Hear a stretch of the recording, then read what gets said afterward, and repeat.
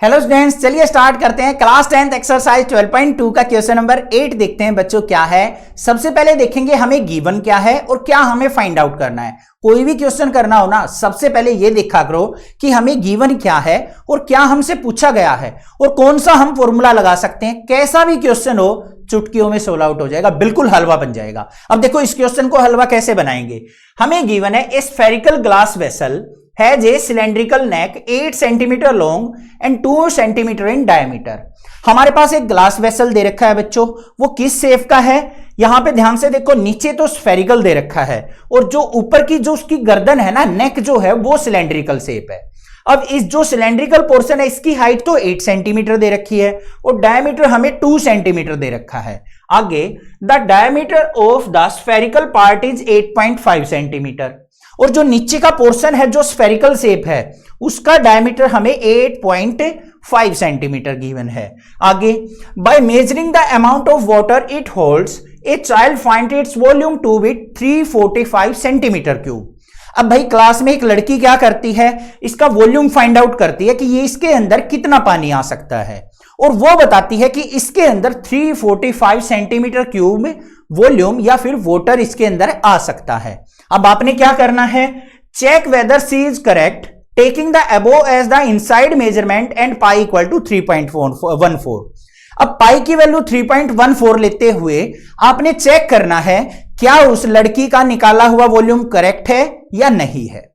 अब हम क्या करेंगे भाई, यहां पे सिंपल सी बात है, ऊपर का पोर्शन क्या है, सिलेंड्रिकल है, नीचे का पोर्शन क्या है, स्फेरिकल है। दोनों के वॉल्यूम का फॉर्मूला लगाएंगे, ऐड करेंगे, आंसर निकाल लेंगे।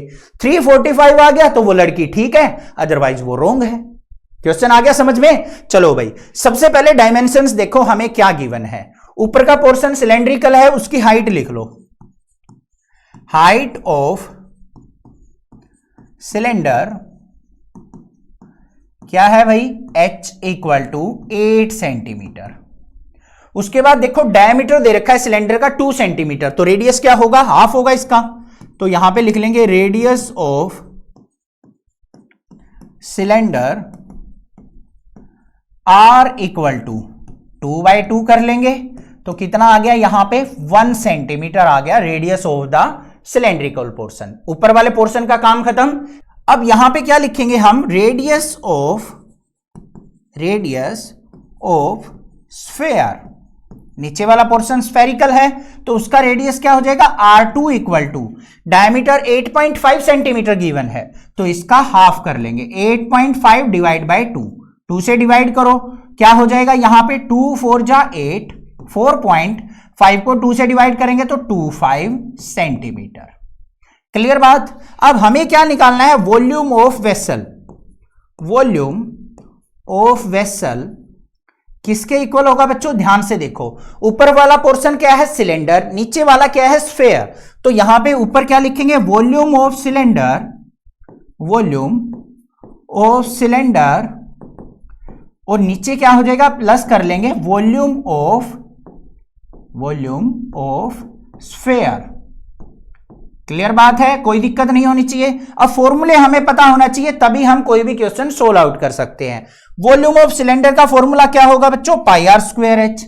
तो पाई रेडियस कितना है r1, तो पाई r1 स्क्वायर h प्लस में वॉल्यूम ऑफ स्फेयर का फॉर्मूला क्या होगा, 4/3 पाई r क्यूब। इसका रेडियस हमें R2 मानना था तो R2 का क्यूब। अब वैल्यूज पुट कर लो।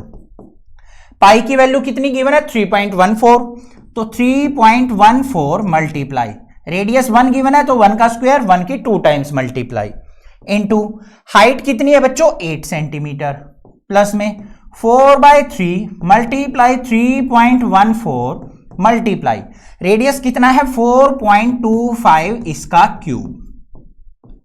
क्लियर बात है, सिंप्लीफाई कर लो इसको। या 3.14 की 8 से मल्टीप्लाई करो तो ये मेरे पास क्या आ जाएगी बच्चों, यहां पे 25.12, फिर प्लस में 4/3 मल्टीप्लाई 3.14 मल्टीप्लाई 4.25 का क्यूब करेंगे ना, यहां पे याद रखना, ध्यान रखना 76.765 हमारा इसका क्यूब आ जाएगा।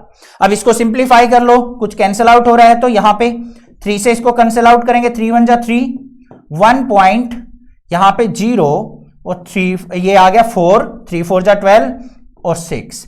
इसको सिंप्लीफाई कर लेते हैं एक बार, तो क्या आ जाएगा, यहां पे ये वैल्यू आ गई मेरे पास 25.12 और प्लस में इन सभी की कैलकुलेशन करके मैं यहां पे एक बार राइट डाउन कर देता हूं, ठीक है। ये वैल्यू आ जाएगी मेरे पास 321.389। ऐड कर लो इन सभी को, इन सबको ऐड करेंगे तो फाइनल वैल्यू क्या आ गई, 346.50 सेंटीमीटर क्यूब।